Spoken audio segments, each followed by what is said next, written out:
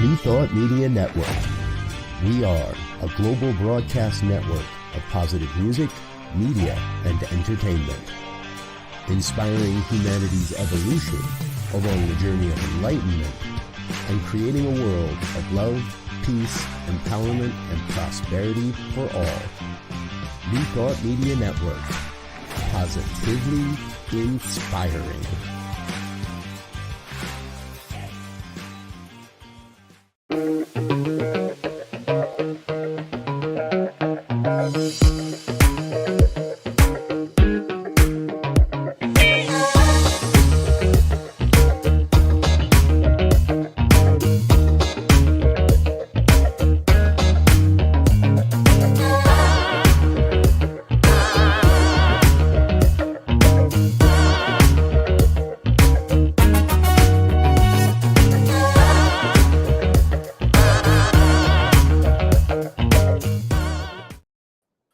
And hello again, dear ones. Dr. Robert with you over here. Rev Z right here. Rev D over here. And this is New Thought today on the New Thought Media Network. We're so grateful that you are with us. Thank you for being a part of what we're doing. You know, we do this every Tuesday afternoon at 2 o'clock Mountain Time. And today our special guest is Reverend Dale Worley, the Senior Minister of Unity of Savannah. And we've had a chance to get to know each other over the last couple of years through the International New Thought Alliance as well. Reverend Dale, welcome to New Thought today. Thank you. I'm very happy and grateful to be invited to be part of your broadcast today. And I have to say, I love that funky intro y'all got going. Yeah. Right, yeah, that was great. So I'm positively inspired to be joining the conversation today. Yes. Right on. So I do apologize, folks. I had to take care of a little technical issue here real quick. And I'm back, so I'll give you my full attention. Reverend Dale, tell everybody a little bit about yourself. What does our audience need to know before we launch into this great conversation with you here today? Well, I'm the senior minister at Unity of Savannah, Georgia, a center for spiritual awakening, where we recognize God as life, love, and the ground of all being, and we celebrate God by living fully, loving lavishly, and being all that we can be. We're on the internet at unitysavannah.org. We are known as the Music Center, the Music Church, because we have a fabulous band that I play in every Sunday. So not only am I an ordained Unity minister, I'm also a musician and a singer. I've been playing the piano since I was 8 years old. When I was in high school, I played in a band with my father. We played at a square dance every Saturday night in a little town in Tennessee. So I have been on stage in front of people showing out for a very long time, and I'm still doing that down in Savannah, Georgia. So we have a nice little congregation of about 80 or so people that get together on Sunday mornings. They're very heart-centered. We're a group of mystics.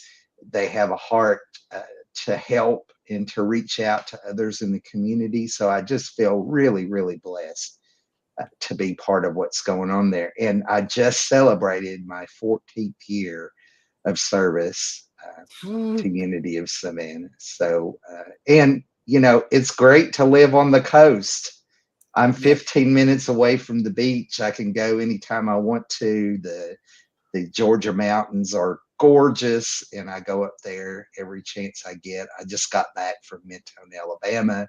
I spent a week up there in the mountains where I got out just before the snow hit. So it's like a balmy 65 degrees here today in Savannah, and everybody else that I love is sending me pictures of snow in their front yards. So I'm feeling pretty good to be here today. So, and I guess before I moved here, I worked at Unity Village for 5 years. I was the music coordinator for Unity Village. I worked in we called it the Spirit Path retreat department. So I really got to meet a lot of luminaries in New Thought. It was a wonderful, wonderful experience. I got to work in the Silent Unity telephone prayer ministry couple nights a week. I worked at the time, the Unity Ministerial School was centered there at Unity Village, and I got to work with the students. So they would put together a chapel service during their each year of going to school there. So I did a lot with the students. I was involved in World Day of Prayer, Martin Luther King Day, all these different really fun and exciting events. So I just feel really blessed to be where I am today and to have all of the great experiences that I've had with people in the New Thought community from all over the world, actually. And so I'm really focused these days on being a spiritual sharer or giver instead of a seeker or a finder. I think I found what I was looking for. And so it's really time to start letting that love flow out from me to other people and help other people learn to live the way that I do, because my life used to suck. Can I just say that? When I was in my 20s, I was a mess.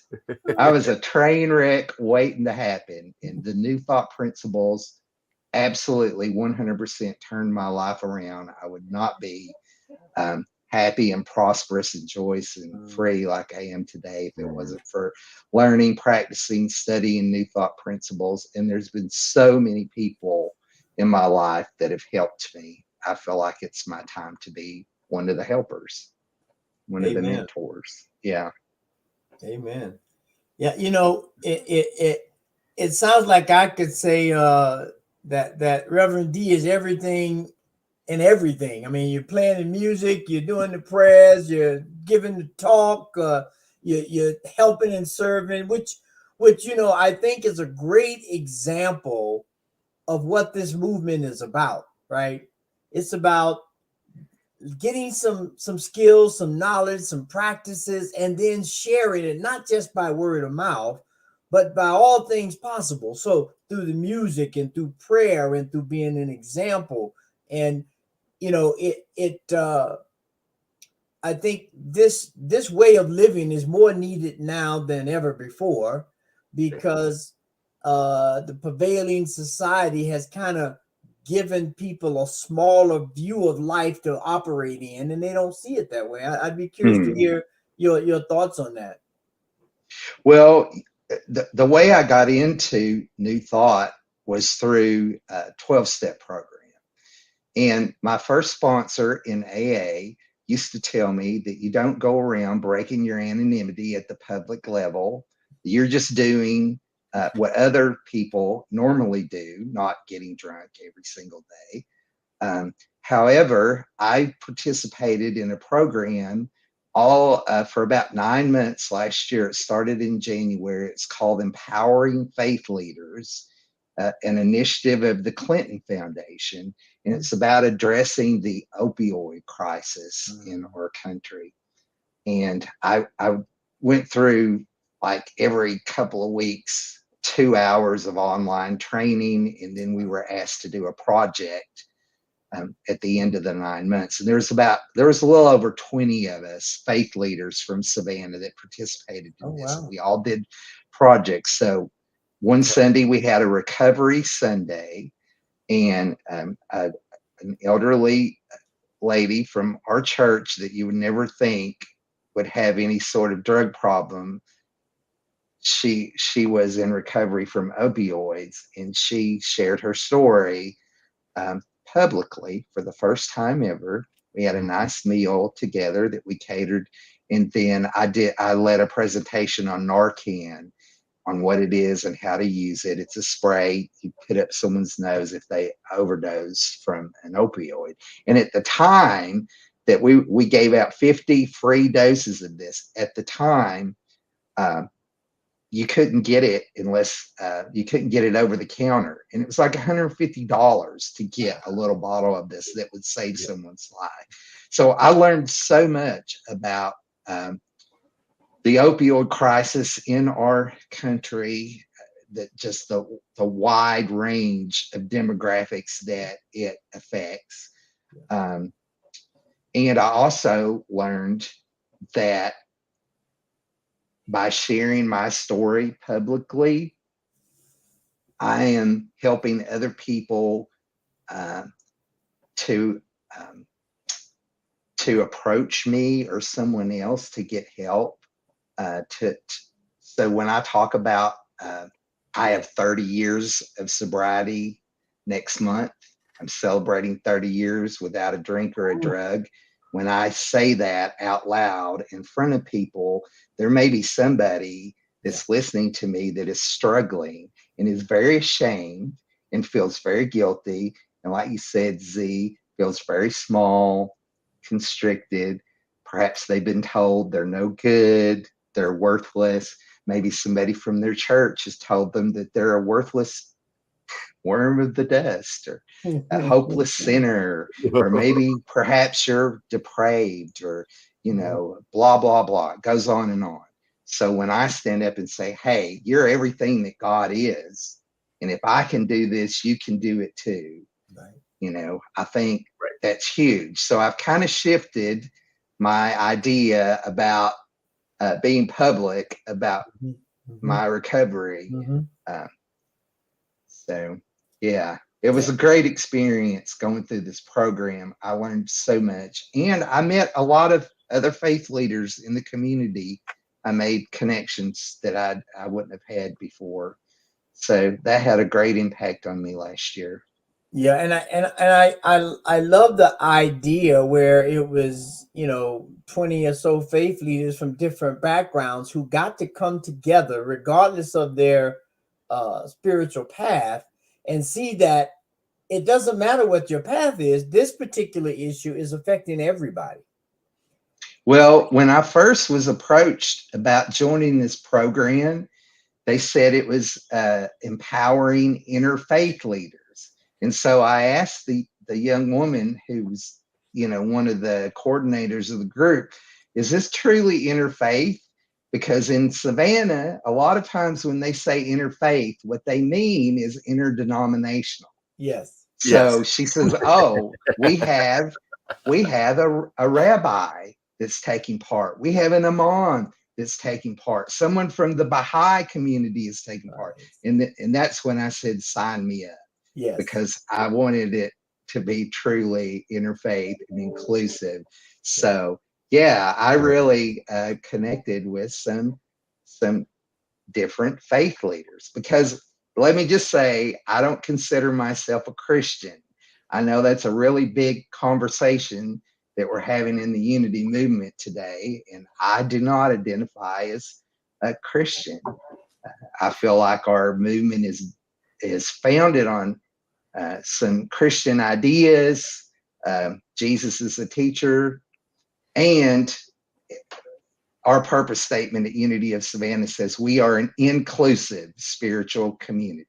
Yeah. So, if you're sitting in our room and you feel like you're ashamed for whatever reason, and you've been shamed by your church, well, you're welcome here. You don't have to be a Christian or a Buddhist or a whatever. Just be a you. How about that? Let's start there. Exactly. You do you. And Reverend Dale, I love what you're sharing, because yes, so many people overhear what a minister might say and take that as inspiration. And they might also overhear what others say in our communities and take that as a put down, or take that as a limitation, when maybe it wasn't meant that way. Maybe it's a slip of the tongue of somebody. But to be that living demonstration that this is how this philosophy demonstrates itself as me. I got all this knowledge, all this experience, and this is how I get to be me, gives people that permission to be who they really are as well. And part of what I love about the New Thought movement, you do have a fan out here, Tommy, saying "Go Rev." Hey, Judge Tammy. Good to see you, Tammy. Thank you Hey. for joining us. Well, and you know, a good thing too that approach, Rev D, as you were saying, is I think now there's a if I could say it, there's a stereotypical idea of what a minister is, regardless of the background, right? And a lot of it cast a picture of unapproachable, unrealistic, you know, all these things. They're in a box.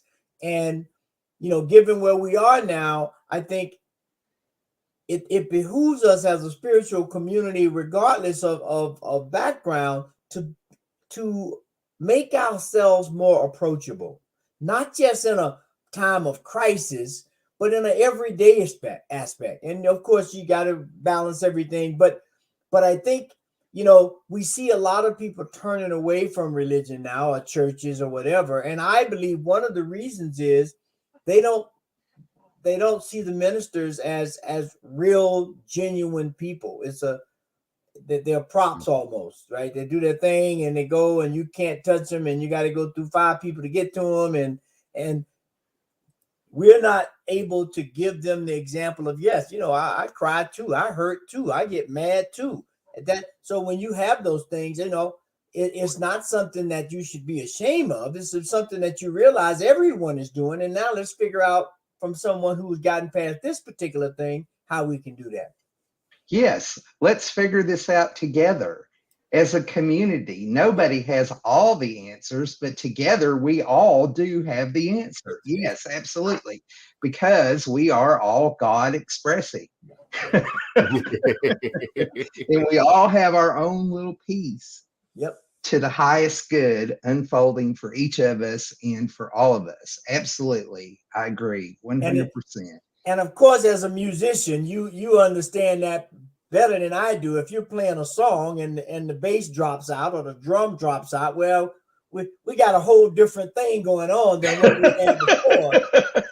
And so we look at each person as that kind of impact on the global song. Everybody needs to participate, so we get that authentic, real sound of what God is and how God acts throughout the universe. Well, it's a complicated business, this human divine thing. Yeah. Of trying to be human and divine at the same time. I mean, not trying to be, it's what we are. Yeah. You know, and so one of the things I've been focusing on sharing lately is, you know, if something comes up for you, if you're angry, if you're depressed, if you're anxious, if you're just pissed, whatever it is, lean into it, be with it, just like be fully human. And that's how we discover the fullness of our divinity, because if God is in everything, God is in that too. And when and I know this from experience, when you dive down into whatever is, you know, up for you, there is a diamond, there's a pearl, there's a gem in it. It's what you are, really. But, you know, can you allow that to be revealed? Are you willing to be uncomfortable? Are you willing to be uncomfortable with the people who come to you with your stuff? You know, if somebody in your community is upset with you, can you, all right, well, let's talk about that. Let's lean into that and see what's coming up for both of us here. Right. Because, you know, it's all God, right? Yes. Unfortunately, I mean, I think we've all probably experienced it. Unfortunately, because of our position and often the titles, people will run away rather than lean in. And it's easier to slip away, to disappear, to not approach the minister, to say, I'm having a hard time with what you're talking about here, or I'm having a hard time with the way this is going down. So I think you're pointing towards something that's really important for all of us to learn Mhm. about this piece of oneness and of being able to get together and lean into our discomforts and lean into our learning. So before we run out of time in this segment, I know that you recently have gone on a sabbatical and gotten to experience a bit of I would trust inspiration. I know many ministers have said that sabbaticals lead them to new insights, a new sense of their calling, and new vistas, if you will, in where their ministry is happening and where it's going. And so kind of the question I have is, what is more clear to you now, or what is a deeper sense of your listening that you were able to experience during a time away from the pulpit? 17 years in a pulpit, that's a long time. And to take time away and check out, turn off the cell phones, not answer the texts, what was that like for you? What did you get out of that? Well, there was one morning that I woke up and I felt like something was off. We were staying. I was traveling with two friends of mine. One who is another Unity minister, and we graduated the same class together. Reverend Vicky Vanderhorst is very dear to me. Consider her my sister. Uh, and her husband Joseph, who is a wonderful man, and we had such a good time together. We stayed in Kochi, Fort Kochi, near Kochi. We flew into Mumbai, went to Kochi, and then took a taxi up to Fort Kochi, and we stayed in a homestay for a couple of weeks, kind of our home base, because I went to an ashram for a week during that time. But I remember there was a lot of times of just resting. So we would finish our dinner and then we'd just go to our rooms.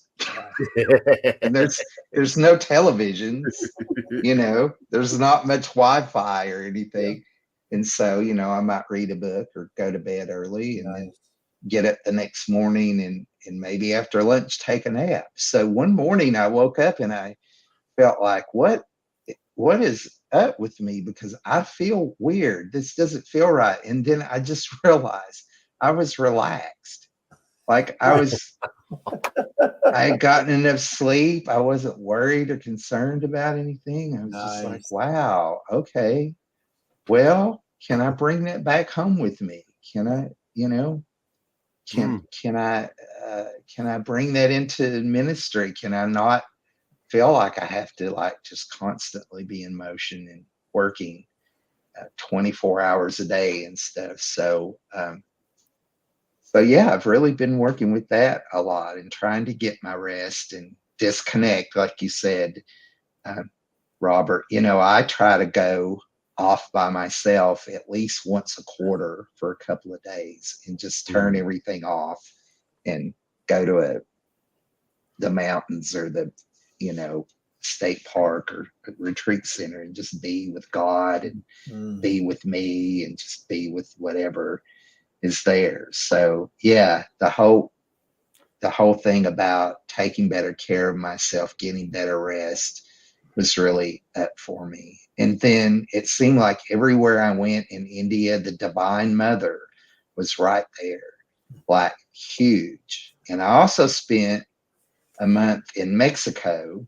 I was the minister of residence at Unity of Ajijic, Mexico, near Guadalajara, and Reverend Johannes and Jack Hartog are leading the little church there, and it's at James Twyman's Namaste Village there. So I got to serve and be there, and like everywhere I look, there's the Virgin, Our Lady of Guadalupe. When I'm in India, I'm learning that the pantheon of the Hindu gods all have a consort who's just as important in their ideology as they are. So the mother is still with me now that I'm back in Amma. I went to her ashram.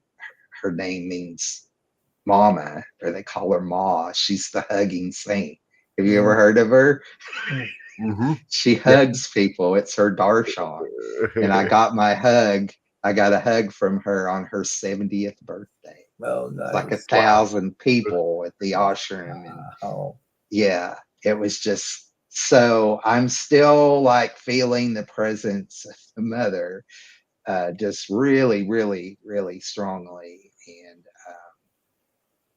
how important that balance is, because I think in our Western culture, when we talk about spirituality, sometimes there's a little bit of an imbalance, Yes. you know, the Yes. father, the son, well, there's also the mother and the daughter and the Yeah. sister. And you know, the interesting point that stuck out for me in that whole thing is the surprise, if you will, of getting back to your true nature, right? Of like, oh wow, I'm not stressed, which is our true nature, right? We should only be stressed when we're in danger, right? Yes. Not every day, but I think now most people are in stress except when they sleep. And even when they sleep, if they go to bed with a bunch on their mind, they're even stressful there. And so I love this point that you bring up, because it speaks real clear to establishing spiritual principles and practices, more practice than anything else, based on the principles that allow you as an individual to relax. It's different for everybody. Some people meditation works. Some people meditation, they get up more stressful when they sat down, because they're trying to accomplish something. So we have to begin to work and find our as they used to say, our sweet spot. And then lean into it so that we can be refreshed and release, at least for some modem of time, this whole idea of, I got this next, that next. Oh, I forgot this, da da da da da.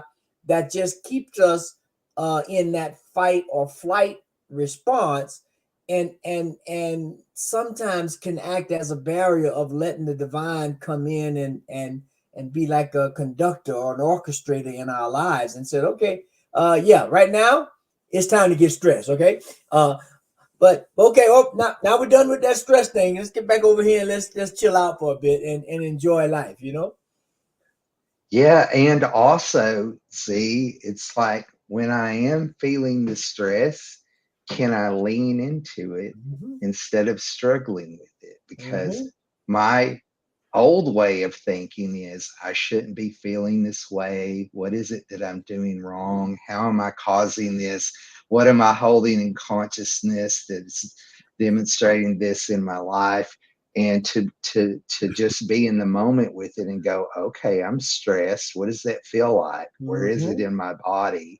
And I just continue to learn and practice that anytime something unpleasant comes up, my reaction is to struggle with it or fight it. And that just makes things worse. Jesus said, resist not evil. What you resist persists. Yeah. And so, can I be with the stress? Right? I mean, I don't want to be stressed. Who wants to be stressed? Right. I want to be prosperous. Everybody wants to be prosperous. I want to be at peace. But it's unrealistic to think we're going to be in that all the time, because you're right. See, our reptilian brain gets triggered and it keeps us alive. Yeah. It keeps us from stepping out in front of a car. Yes. And falling off the roof when we're trying to get the pine needles off of it, right? But I don't want to live that way. I'm not saying we should set up camp there. And like a long time ago, my first Unity minister told me she had broken her hip. She fell and broke her hip. And I asked her, does it hurt? Are you doing okay? Like, are you in pain? She says, well, I've had a lot of pain, but I haven't suffered. I had no idea what she meant at the time. And now I think I understand. It's like she didn't, my guess is she didn't fight it. Right. Just said, this is where I am. I got a broken hip. It hurts. That's part of being human. But God is still there. Yeah. That's the thing, is God is still in it. The peace is still in it. The comfort is still in it. Everything that we're looking for is still there. Like, it's like you can't be just a little bit pregnant. Either you are or you're not, right? So either God is all or God isn't. Like, there, to me, there's no gray area. Yeah. Yeah. And I want to jump in here because Z, you said something that caused my head to spark a little bit. And I probably knew this at some point, but it escapes me, or I've forgotten it along the way. And that the stress is there when our life is in danger. The stress is natural and it's necessary, but it's when it's life threatening. Yeah. And we trick ourselves into thinking that report from my boss, or the red numbers on the balance sheet, or where is the money going to come from, we have, at least I know, I'm speaking for myself, right? When those fears show up, that's where the stress just can build and build and build. And if we don't have a mechanism, if we don't have our own internal practice, then we snap at our spouse, we yell at the kids, we kick the dog, all those traditional human reactions, rather than being able to lean in and say, okay, this sucks. Yeah. I don't know where the money's coming from. I'm not happy about this. There's a lot going on, and I'm going to lean into that sense of faith and that sense of trust that says, I don't know the way, but there is something out there that does know the way. I don't know the answer, but God, lead me to that answer, and really leaning into our spiritual practices, our faith. Yeah, and you sparked something, and you and Reverend Dale, I know, will understand this in terms of your relationship to sound. And we talked a little bit about it before we came on air. When you get a high-pitched squeal that comes through a microphone or a speaker, it starts as a very inaudible thing. And then it has a feedback loop that keeps it going, that increases and increases and increases until you hear that sound. That same thing happens in our life. And just the way you said it just made me think about, we have something that's not inaudible, but inaudible in the sense, I need to put some money in the bank so the check can cover, or whatever the case is. But if we get so stuck on the check may bounce, as opposed to let me get the money and I got the money right here, just let me go down there and put it in, I can get rid of it. But that negative feedback loop keeps going and going and going until it's an audible thing now, and now it's worse. And a good sound man knows and hears it coming. Doesn't know it's coming, but a good sound man hears it coming before you ever do, and takes care of it before the entire band is going, oh, what was that? You're telling me God is a sound man? I think so. I think that's what I'm saying. You know what else I'm saying? I'm saying we are way overdue to take a break and let our sponsors say hello, and let some of those people that make this all possible say hello. So we're going to take a quick break, folks, and take a sip of water. Please stick around, like, share, subscribe, tell your friends and family what we're doing. We're going to be back in just under 2 minutes with a whole bunch more with Reverend Dale and the rest of us here on New Thought Today's Hit. Stay tuned. We'll be right back.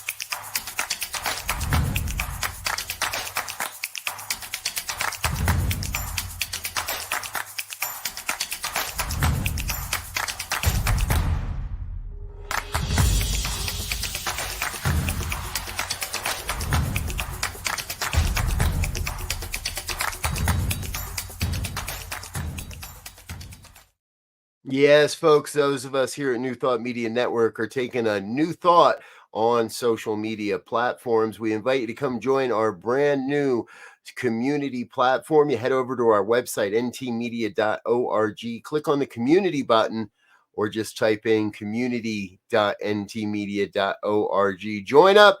It's all free, and there's a lot of fun stuff happening over there, so please join us for that. All right, back to New Thought today with our guest, Reverend Dale Worley, and my co-host, Reverend Elzia Sekou. Before the break, we did agree that the sound guy is God. I know I'm sure we've all had at least one sound person in our lives that we would say that to, and we've probably all had more than one that we would not say that to. Think of a couple guys that behind the board don't need to hear that, but that's another story, folks. We'll come back to that another time. For now, what we love to do in the second portion of this, Reverend Dale, is really kind of focus into that future vision, that idea that perhaps is just being birthed within you, or maybe something that you're already working on or aware of, but kind of that idea of where is this new thought philosophy headed? How do we make an impact? What is it important for us to pay attention to as adherents to this new thought philosophy? So what's the future vision? Where's it all going? I think that question is a little above my pay grade. Can I just say that? I don't know that I'll buy that, but you can say it. Sure. I just try to keep up with what's going on in my little corner of the world and add what I can to the mix. Who knows where anything is going? You hear some people talk about, oh, well, the church is dying and blah, blah, all this, that, and the other. And then you hear other people talking about, oh, we've got this exciting new thing coming. It's like it all changes all the time. It's all temporary. So, be in the world and not of it. That's the instruction that we received, right, from the master teacher. So, I'm excited about the things that are happening at Unity of Savannah. I'm also excited about the little ministers group I'm part of. We're called UMOS, Unity Ministers of the Mid-Atlantic States, and we produce a retreat in the fall in the North Carolina mountains every year, which is a wonderful experience for anybody that wants to come. I'm on the board for the International New Thought Alliance, and we're producing a retreat at Unity Village this year in July. There it is. The INTA World Congress is coming to Unity Village in July. And then I'm also part of I got asked to participate in the Fillmore Festival at Unity Village, which is in August. So between all that and being a husband and a father and a brother and a friend, all of that stuff keeps me really busy. So as far as where the New Thought movement is headed, who knows? It's a pretty exciting time to be a part of it. And one thing that I do know is that the principles that we teach and practice and share can absolutely change a person's life, and that we really have something that benefits the world.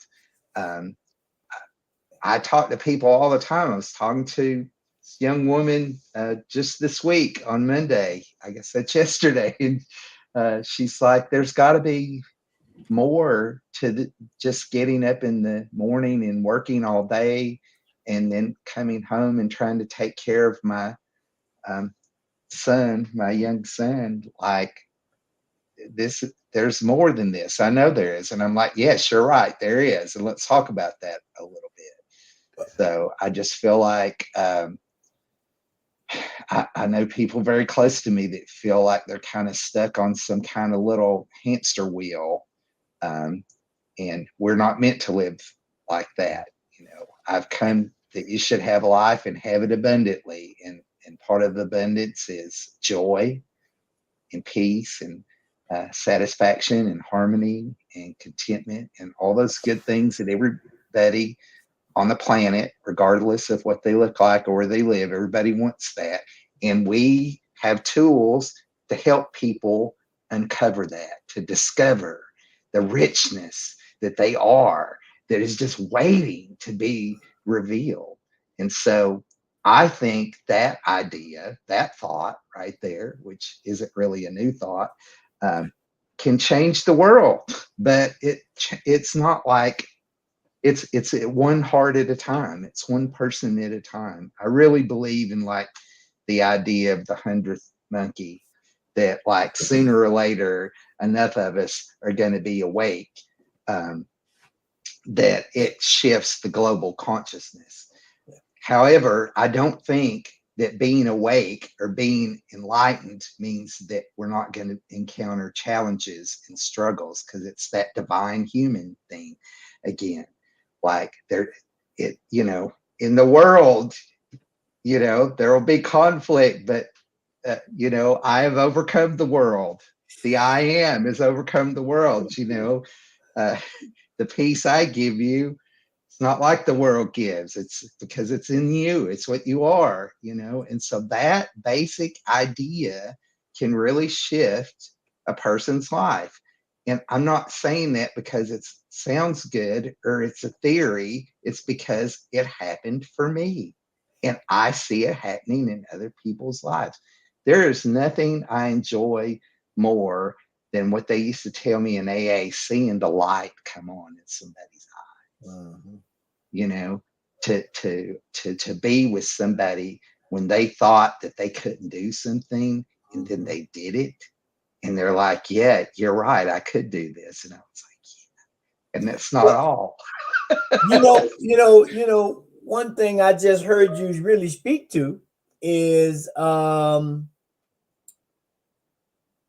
the fact that you said you didn't know where it was going, but you did describe it, right? It's going to a place, I believe, where we have to begin to live this stuff in all aspects of our lives. There's no special place or special time that we have to practice these principles or enact these practices in our lives to keep us moving. And I think we in this country, you talked about that human and divine thing. We have tried to separate those things so much that people don't see that they're one thing. They're the inside and the out. They're the heads and the tail of the coin, or whatever metaphor you want to use. And so they get stuck trying to make a juxtaposition to one or the other, and it's a coin. You flip it, and sometimes it's heads and sometimes it's tail, and if you don't like that one, you flip it again. And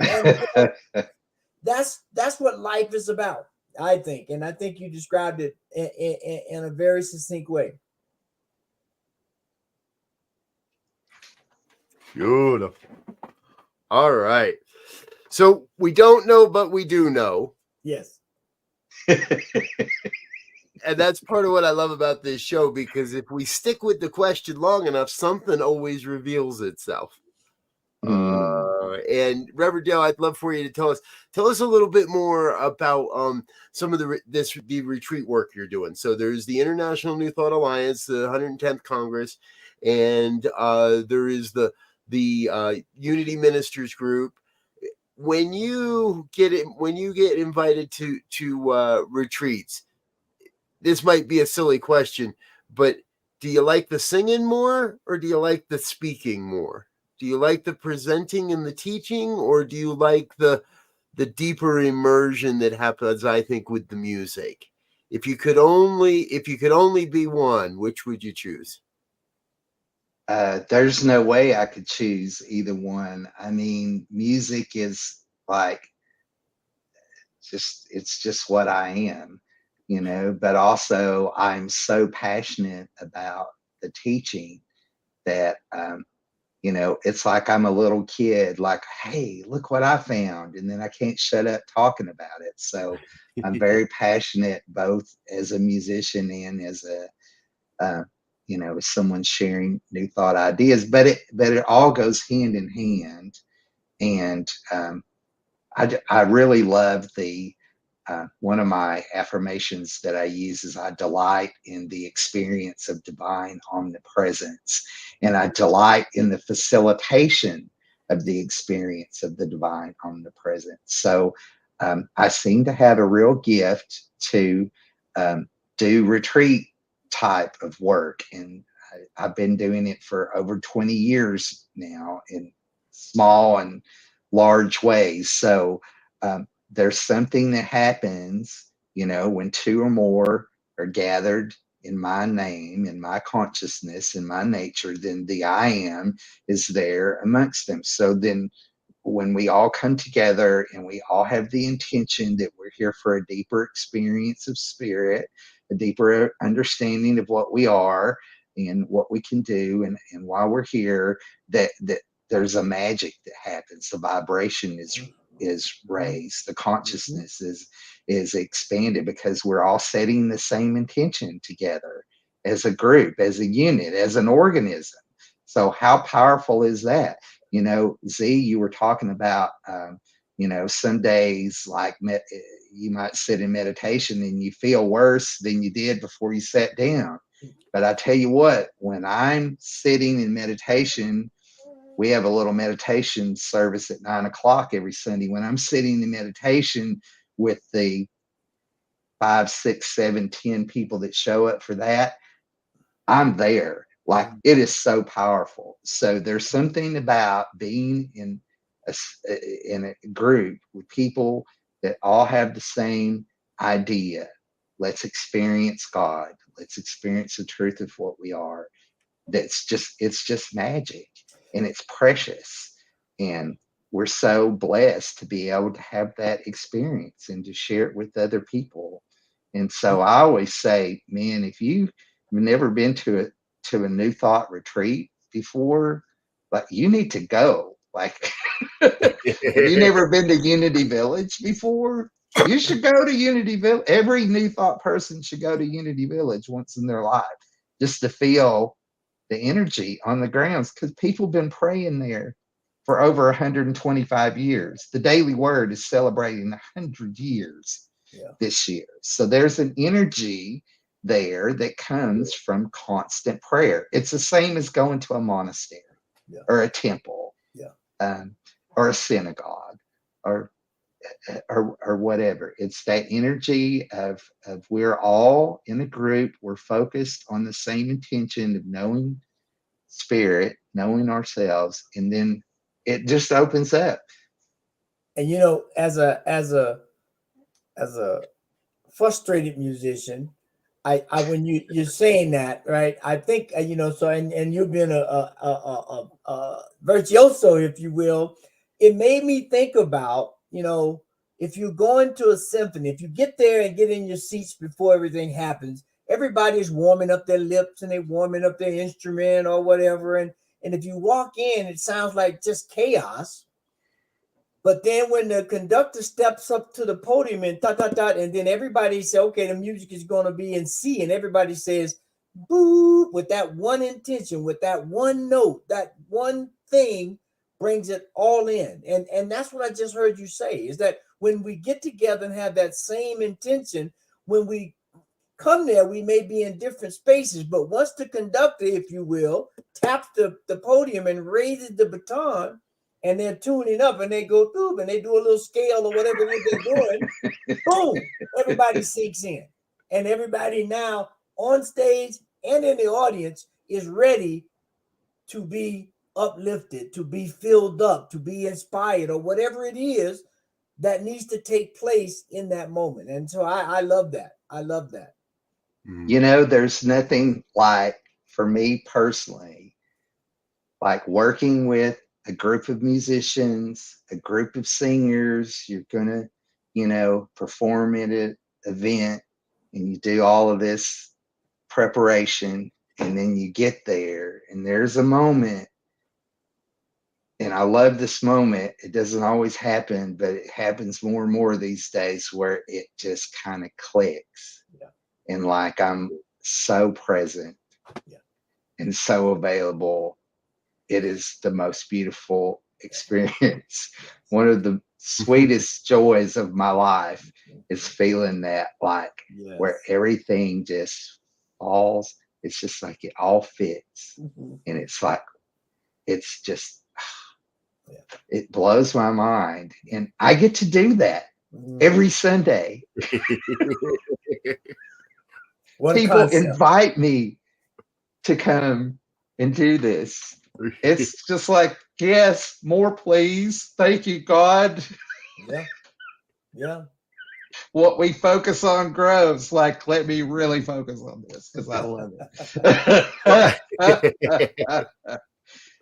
And Tammy's reminding us that sometimes your folks have nothing but music in your service. And Yeah, we I love think- to do a music themed service. It just really gets everybody right where we want to be. And, you know, it, that yeah, was to be my able to provide a place that's safe where people can come and just be and not have to, you know, to just be in the groove and the energy and just be with everybody and just kind of let everything go because we got a lot going on Yeah. in the world. You know, it's easy to say, be in the world and not of it. You know, it's easy to be a new thought guru when everything is going okay in your life, when you don't get the diagnosis or you don't get the note from the bank, right?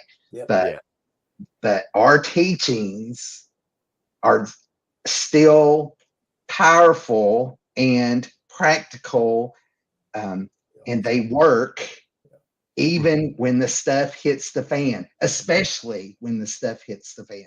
So I always say, what good is it if you can't use it when everything's going to hell? Like, it's easy to be like, I am whole and complete and God loves me and everybody when everything's going my way, right? Exactly. I want to say that I fell in love with you that night in Chicago, the first time I saw you as a band leader on stage. And you had at your command not only a repertoire of music, but I could tell the respect, the admiration, and the cooperation of a really talented group of musicians. And it knocked my socks off. So I'm just going to say thank you to that. So I'm a fanboy. I also do recognize we want to say thank you, folks, for the people that make this network possible and allow us to bring you this type of programming. And we still have our final thoughts to do. So let's take a quick break, say thank you to our sponsors and individual donors, and then we'll get back with a little bit more with Reverend Dale and our final thoughts on New Thought Today. Please don't go away. Stay tuned. We'll be right back. Please help us say thank you to our organizational sponsors, including the Hefferland Foundation, Affiliated New Thought Network, International New Thought Alliance, Science of Mind Archives and Library Foundation, Center for Spiritual Living Denver, Center for Spiritual Living Midtown, New Thought Philadelphia, Planned Happiness Institute, Summit Center for Spiritual Living, One Heart Retreats, Center for Spiritual Living on the Lake, Unity Kitchener, Unity Spiritual Center Ottawa, Om Center for Spiritual Living, Satya Center, Begin Within Ministries, Center for Spiritual Living North Jersey, Unity of Savannah, and the Center for Spiritual Living Seattle, as well as all of our individual donors. Thank you for being part of the New Thought Media Network. Please like, share, and subscribe. New Thought Media Network, positively inspiring. So, Rev Dale, it's not often that I get somebody on the program who is the direct sponsor of one of our organizational sponsors. So, on behalf of New Thought Media Network, please take our love and appreciation back to Unity of Savannah. Let them know how appreciative we are of your financial support of what we're doing here on New Thought Media Network. Absolutely, because I think that this is a divine idea. Your success is assured and you cannot fail. The highest good is unfolding for you, for Z, for all of you individually and as an organization. And I'm just happy and grateful I got in on the ground floor of this. So, amen. Amen. That's All right. all I'm saying. We will take that. We will take that affirmation and that prayer and run with it. So, Yes. And speaking of running with it, we've got just a couple minutes left. Time for our final thoughts. Rev Z. Yeah, I think, the final thoughts, Reverend Dale just kind of made it crystal clear for me. And I may have said this before, but I feel it more now, is that we have to begin to live this teaching. We have to begin to understand that, that we have been prepared even before we had to come back to the consciousness of new thought for anything that may come our way. And these principles and teaching just rekindle that fire or remind us of who and what we are, human and divine, and that the only way we can be happy is to activate all of it and be able to deal with all of it. And so I appreciate that. And that's what all that, that's all I got to say about that. All righty, there we go. Reverend Dale, for you, final thoughts. I'm so grateful to be invited to participate in the program today. I really thank both of you for listening to me because I do get carried away sometimes, but I appreciate the opportunity to share and look forward to the next time. Yeah. So thank you very much. Thank you. I would say that some of your fans are loving the chat as well. So thank you, folks, for tuning in and joining us. And yes, we'd love to have you back. And we've got some other shows we'd love to have you be a guest on as well. So we'll be in touch about that, all of that. My final thought about today is, and I think you did speak to it right at the end there, Rev D, and Z reiterated it. Everything possible is absolutely available to us. Whatever it is that we're into, whatever it is that however we want to make a difference, however each individual wants to show up, we have the opportunity and the availability to make that happen for ourselves. And therefore to happen in relationship, in connection with others, with a community. Reverend Dale, you absolutely are a joyous demonstration of how our faith in these principles absolutely must demonstrate as the conditions of our lives. And so, again, I want to thank you for being with us, for sharing these stories, and for being an inspiration within this New Thought movement and the world as a whole. Thank you. Yep.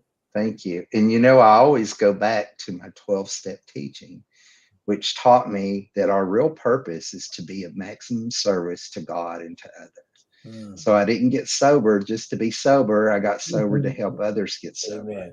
And I didn't wake up to the truth of my being just so I could live a comfortable life.